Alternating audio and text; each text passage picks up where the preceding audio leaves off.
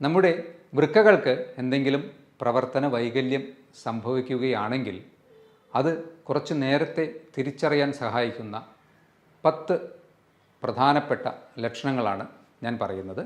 ശരിയായ രീതിയിൽ ഉറക്കം കിട്ടാതിരിക്കുക, പ്രത്യേകിച്ച് രാത്രിയിലൊക്കെ നിങ്ങൾക്ക് ഉറക്കത്തിൽ നിന്ന് ശ്വാസം കിട്ടാതെ എഴുന്നേൽക്കേണ്ട ഒരവസ്ഥ വരികയാണെങ്കിൽ ശ്രദ്ധിക്കണം. ഇത് വീണ്ടും ഹീമോഗ്ലോബിൻ്റെ ഡെഫിഷ്യൻസി മൂലം ശരീരത്തിന് ശരിയായ രീതിയിൽ ഓക്സിജനേഷൻ ലഭിക്കാത്തത് മൂലമാവാം.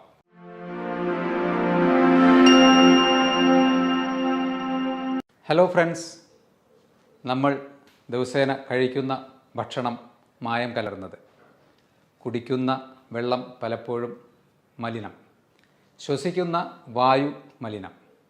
ഇത്തരത്തിൽ ഇതാണ് ഒരു നോർമൽ അർബൻ ലൈഫിൻ്റെ ഇപ്പോഴത്തെ പിക്ചർ. നിരന്തരമായി ബാഹ്യമായും ആന്തരികമായും നമ്മുടെ ശരീരം സ്ട്രെസ്സ് നേരിട്ടുകൊണ്ടിരിക്കുകയാണ്. ശരിക്കും പറഞ്ഞാൽ ഈ ഒരു സ്ട്രെസ്സിനെ കോമ്പാറ്റ് ചെയ്യാൻ അല്ലെങ്കിൽ അതിനെ നിർവീര്യമാക്കാൻ വേണ്ടി ശരീരം നിരന്തരം ശ്രമിക്കുന്നു. അതിൽ ഏറ്റവും പ്രധാനമായ 2 അവയവങ്ങളാണ്, ഒന്ന് നമ്മുടെ ലിവറും 2 നമ്മുടെ കിഡ്നീസും. നമ്മുടെ വൃക്കകൾക്ക് എന്തെങ്കിലും പ്രവർത്തന വൈകല്യം സംഭവിക്കുകയാണെങ്കിൽ അത് കുറച്ച് നേരത്തെ തിരിച്ചറിയാൻ സഹായിക്കുന്ന 10 പ്രധാനപ്പെട്ട ലക്ഷണങ്ങളാണ് ഞാൻ പറയുന്നത്. അതിൽ ഒന്നാമത്തേത്, നിങ്ങൾക്കെപ്പോഴും അമിതമായ ക്ഷീണം അനുഭവപ്പെടുക, അല്ലെങ്കിൽ എപ്പോഴും കിടക്കണം എന്ന തോന്നൽ, തളർച്ച. ഇതിന് കാരണം നമ്മുടെ ചുമന്ന രക്താണുക്കളെ ഉൽപ്പാദിപ്പിക്കുന്ന എരിത്രോപോയറ്റിൻ എന്ന ഒരു ഹോർമോൺ ഉൽപ്പാദിപ്പിക്കുന്നത് പ്രധാനമായും കിഡ്നിയിൽ വെച്ചാണ്. സ്വാഭാവികമായും കിഡ്നിക്ക് എന്തെങ്കിലും പ്രവർത്തന വ്യതിയാനങ്ങൾ വരുമ്പോൾ എരിത്രോപോയറ്റിൻ്റെ പ്രൊഡക്ഷൻ കുറയുന്നു, RBC പ്രൊഡക്ഷൻ കുറയുന്നു, ഹീമോഗ്ലോബിൻ്റെ അളവ് കുറയുന്നു. നിങ്ങൾക്ക് എപ്പോഴും ഒരു ക്ഷീണമായിരിക്കും അനുഭവപ്പെടുക. നമ്പർ 2, ശരിയായ രീതിയിൽ ഉറക്കം കിട്ടാതിരിക്കുക, പ്രത്യേകിച്ച് രാത്രിയിലൊക്കെ നിങ്ങൾക്ക് ഉറക്കത്തിൽ നിന്ന് ശ്വാസം കിട്ടാതെ എഴുന്നേൽക്കേണ്ട ഒരവസ്ഥ വരികയാണെങ്കിൽ ശ്രദ്ധിക്കണം. ഇത് വീണ്ടും ഹീമോഗ്ലോബിൻ്റെ ഡെഫിഷ്യൻസി മൂലം ശരീരത്തിന് ശരിയായ രീതിയിൽ ഓക്സിജനേഷൻ ലഭിക്കാത്തത് മൂലമാവാം. നമ്പർ 3, ചർമ്മത്തിന് അധികമായ ഡ്രൈനസ്, അതുപോലെ തന്നെ ചൊറിച്ചിൽ. പ്രത്യേകിച്ച് മറ്റ് അലർജി പ്രശ്നങ്ങളൊന്നും ഇല്ലാതെയോ അല്ലെങ്കിൽ മറ്റ് ചർമ്മരോഗങ്ങൾ ഇല്ലാതെയോ നിങ്ങൾക്ക് ചർമ്മത്തിന് അധികമായ ഡ്രൈനസ്സും ചിലപ്പോൾ ചൊറിച്ചിലും അനുഭവപ്പെടുന്നുണ്ടെങ്കിൽ നിങ്ങൾ ശ്രദ്ധിക്കണം. കാരണം നമ്മുടെ ശരീരത്തിലെ കാൽസ്യം, ഫോസ്ഫറസ് പോലെയുള്ള ന്യൂട്രിയൻസിൻ്റെ അബ്സോർപ്ഷൻ ഡിഫക്റ്റ് കാരണവും ഇംബാലൻസ് മൂലവും ഇത്തരത്തിലുള്ള പ്രശ്നം കിഡ്നി തകരാറ് മൂലം ഉണ്ടാവാൻ സാധ്യതയുണ്ട്. നമ്പർ 4, ഇത് വളരെ കോമൺ ആയിട്ട് ഏവർക്കും അറിയുന്ന ഒരു സിംറ്റമാണ്. രാവിലെ എഴുന്നേൽക്കുമ്പോൾ കണ്ണുകൾക്ക് താഴെ ചെറിയ തടിപ്പും നീരും പോലെ കാണപ്പെടുന്നത്. ശരീരത്തിൽ നിന്ന് അധികമായി പ്രോട്ടീൻ, സോഡിയം ഇവയൊക്കെ കിഡ്നിയുടെ തകരാറ് മൂലം നഷ്ടപ്പെടുന്നത് കൊണ്ടാണ് ഇത്തരത്തിൽ നീര് വരുന്നത്. ഇതും കിഡ്നി ഫംഗ്ഷനുമായി റിലേറ്റഡ് ആയിട്ടുള്ള ഒരു ലക്ഷണമാണ്. നമ്പർ 5, രാത്രികാലങ്ങളിൽ അധികമായി മൂത്രമൊഴിക്കണം, ഇടയ്ക്കിടെ എഴുന്നേറ്റ് മൂത്രമൊഴിക്കാൻ പോകുന്ന ഒരു ടെൻഡൻസി. ഇങ്ങനെ കാണുകയാണെങ്കിൽ നിങ്ങൾ തീർച്ചയായും കിഡ്നിയുടെ ഫംഗ്ഷനുമായി റിലേറ്റഡ് ആയിട്ട് ഒന്ന് ആലോചിക്കേണ്ടതാണ്. ഇത് ചിലപ്പോൾ പുരുഷന്മാരിൽ പ്രോസ്റ്റേറ്റ് ഗ്രന്ഥിയുടെ വീക്കം മൂലം BPH എന്ന അസുഖത്തിലും, അതുപോലെ തന്നെ റിപ്പീറ്റഡ് ആയിട്ടുള്ള യൂറിനറി ഇൻഫെക്ഷൻസ് വരികയാണെങ്കിലും ഈ ഒരു അവസ്ഥ ഉണ്ടാകാം. പക്ഷേ BPH അല്ലെങ്കിൽ പ്രോസ്റ്റേറ്റ് ഹൈപ്പർട്രോഫി നിങ്ങൾക്കൊരു അൾട്രാസൗണ്ട് സ്കാനിലൂടെ നിർണ്ണയിക്കാൻ പറ്റും. അതുപോലെ തന്നെ യൂറിനറി ഇൻഫെക്ഷൻ ആണോ എന്നുള്ളത് യൂറിൻ റൂട്ടീൻ എക്സാമിനേഷൻ ചെയ്താലും നമുക്ക് പിടികിട്ടും.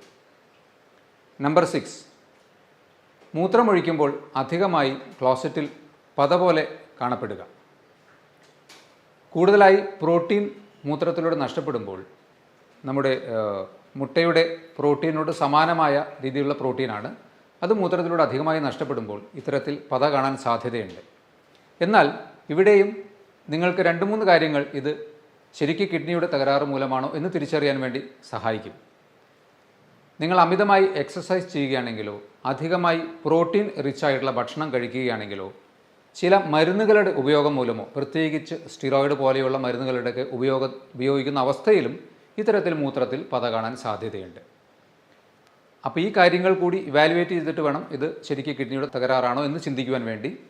അതും ശരിക്കും പറഞ്ഞാൽ മൂത്രമൊഴിച്ച് ഫ്ലഷ് ചെയ്തതിന് ശേഷവും കുറച്ച് നേരം കഴിഞ്ഞാലും ക്ലോസറ്റിൻ്റെ വശങ്ങളിൽ പത പോലെ പറ്റിപ്പിടിച്ചിരിക്കുന്നുണ്ടെങ്കിൽ തീർച്ചയായും നിങ്ങൾ കിഡ്നി റിലേറ്റഡ് ആയിട്ടുള്ള ടെസ്റ്റുകൾ ചെയ്യുക. അതിൽ തന്നെ ഏറ്റവും എളുപ്പത്തിൽ യൂറിൻ മൈക്രോ ആൽബുമിൻ പോലെയുള്ള ടെസ്റ്റുകൾ ചെയ്തു നോക്കുക. നമ്പർ 7, വിശപ്പ് കുറവ്. ഇത് വീണ്ടും ശരീരത്തിൽ അമിതമായി ടോക്സിൻസ് പുറന്തള്ളപ്പെടാതെ കിഡ്നിയുടെ തകരാറ് മൂലം നിൽക്കുന്നത് കൊണ്ട് നമുക്ക് സ്വാഭാവികമായും വിശപ്പ് കുറവായി അനുഭവപ്പെടാം. നമ്പർ 8, മൂത്രത്തിൽ രക്തത്തിൻ്റെ അംശം തോന്നുക. മൂത്രത്തിന് കളർ ഡിഫറൻസ്, ഡാർക്ക് യൂറിൻ, മഞ്ഞയിൽ കൂടി കുറച്ചുകൂടി ഡാർക്കായിട്ടുള്ള യൂറിൻ കാണുകയാണെങ്കിൽ RBC എന്ന കണിക മൂത്രത്തിലൂടെ നഷ്ടപ്പെടുന്നത് കൊണ്ടായിരിക്കാം. ഇത് വീണ്ടും നമ്മുടെ കിഡ്നീസിൻ്റെ അടിസ്ഥാനപരമായ ആ അരിപ്പ പോലെയുള്ള സംവിധാനത്തിൽ വിള്ളലുകൾ വന്ന് ശരീരത്തിലേക്ക് തിരിച്ചെടുക്കേണ്ടതായിട്ടുള്ള RBC മൂത്രത്തിലൂടെ നഷ്ടപ്പെടുന്നത് കൊണ്ട് മൂത്രത്തിന് അമിതമായ കളർ ഡിഫറൻസ് വരാൻ സാധ്യതയുണ്ട്. നമ്പർ 9, മസിൽ ക്രാംസ് അഥവാ മസിലുകൾ കോച്ചി പിടിക്കുന്ന അവസ്ഥ. പ്രത്യേകിച്ച് കാൽവണ്ണകളിലൊക്കെ മസിൽ അമിതമായി ഒരു ക്രാംസ് പോലെ തോന്നുന്നുണ്ടെങ്കിൽ അത് ശരീരത്തിൽ സോഡിയം, കാൽസ്യം പോലെ ഉള്ള മിനറൽസിൻ്റെയോ അല്ലെങ്കിൽ ഇലക്ട്രോലൈറ്റ്സിൻ്റെയൊക്കെ ഇംബാലൻസ് മൂലമാവാൻ സാധ്യതയുണ്ട്. ഇത് വീണ്ടും കിഡ്നി റിലേറ്റഡ് ആയിട്ടുള്ള പ്രശ്നങ്ങൾ മൂലം ഉണ്ടാവാൻ സാധ്യതയുണ്ട്. നമ്പർ 10, വായിലൊരു മെറ്റാലിക് ടേസ്റ്റ് അല്ലെങ്കിൽ ഒരു ലോഹച്ചുവ വായ്ക്കകത്ത് തോന്നുകയോ അല്ലെങ്കിൽ അമിതമായ ഒരു ബാഡ് ബ്രെത്ത് നമ്മുടെ ശ്വാസത്തിന് വരികയോ ചെയ്യുകയാണെങ്കിൽ വീണ്ടും അമിതമായ ടോക്സിൻസ് ശരീരത്തിൽ കെട്ടി നിൽക്കുന്നത് മൂലം ഇത് കിഡ്നിയുടെ തകരാറ് മൂലമാവാനുള്ള സാധ്യതയുണ്ട്. അപ്പോൾ ഞാൻ ഈ പറഞ്ഞ 10 കാര്യങ്ങളിൽ 2ഓ 3ഓ അല്ലെങ്കിൽ അതിൽ കൂടുതലോ സിംറ്റംസ് നിങ്ങൾക്ക് നിരന്തരമായി അനുഭവപ്പെടുന്നുണ്ടെങ്കിൽ തീർച്ചയായും നിങ്ങൾ ഒരു കിഡ്നി ഫങ്ഷൻ റിലേറ്റഡ് ആയിട്ടുള്ള ടെസ്റ്റുകൾ ചെയ്ത് നോക്കുക. അതുപോലെ തന്നെ ഒരു അൾട്രാസൗണ്ട് ടെസ്റ്റ് ചെയ്ത് നോക്കുക. അല്ലെങ്കിൽ യൂറിൻ മൈക്രോ ആൽബുമിൻ, ഏറ്റവും സിംപിളസ്റ്റ് ആയിട്ട് നിങ്ങൾക്ക് ചെയ്യാവുന്നത് റീനൽ ഫങ്ഷൻ ടെസ്റ്റ് തന്നെയാണ്. അതിൽ തന്നെ ക്രിയാറ്റിനിൻ ലെവലുള്ള വേരിയേഷൻസോ അല്ലെങ്കിൽ യൂറിൻ മൈക്രോ ആൽബുമിനിൽ ഉള്ള വേരിയേഷൻസിലൂടെയൊക്കെ നമുക്ക് കിഡ്നിക്ക് തകരാറ് വന്നോ എന്ന് കണ്ടുപിടിക്കാൻ കഴിയും. അപ്പോൾ അഹോരാത്രം നമുക്ക് വേണ്ടി പ്രയത്നിച്ചുകൊണ്ടിരിക്കുന്ന നമ്മുടെ വൃക്കകളെ സംരക്ഷിക്കാൻ വേണ്ടി നിങ്ങൾ നിങ്ങളുടെ ഭക്ഷണത്തിൽ മാക്സിമം ശ്രദ്ധ ചെലുത്തുക. വെള്ളം കുടിക്കുന്ന കാര്യത്തിൽ ഒരിക്കലും വ്യത്യാസം വരുത്താതെ കറക്റ്റായിട്ടുള്ള രീതിയിൽ നിങ്ങളുടെ ശരീരത്തെ ഹൈഡ്രേറ്റ് ചെയ്തുകൊണ്ടിരിക്കുക. അതുപോലെ തന്നെ ഹാർട്ട്, ലിവർ, ലങ്സ് ഇതിൻ്റെയൊക്കെ സുഗമമായ പ്രവർത്തനത്തിന് ഏറ്റവും പ്രധാനമായി വേണ്ടത് എന്താണ്? റെഗുലറായിട്ടുള്ള ഒരു മിതമായ വ്യായാമമാണ്. അപ്പോൾ നമ്മുടെ ഒരു ലോഞ്ചിവിറ്റി അല്ലെങ്കിൽ മാക്സിമം ലൈഫ് എക്സ്പെക്റ്റൻസിയും ഹെൽത്തും മെയിൻറ്റെയിൻ ചെയ്യുന്നതിന് വേണ്ടി ഇത്രയും കാര്യങ്ങൾ നിങ്ങൾ ശ്രദ്ധിക്കുക. ഈ പറഞ്ഞ ലക്ഷണങ്ങളിൽ കുറച്ചൊരു ഗ്രൂപ്പ് ഓഫ് ലക്ഷണങ്ങൾ നിങ്ങൾക്കുണ്ടെങ്കിൽ അതുമായി റിലേറ്റഡ് ആയിട്ടുള്ള ടെസ്റ്റുകളും ചെയ്തു നോക്കുക. എല്ലാവരും ആരോഗ്യത്തോടെയും സുരക്ഷിതരായും ഇരിക്കുക. ഇതുപോലെയുള്ള മറ്റൊരു ഹെൽത്ത് ടോപ്പിക്കുമായി വീണ്ടും കാണാം. ബൈ.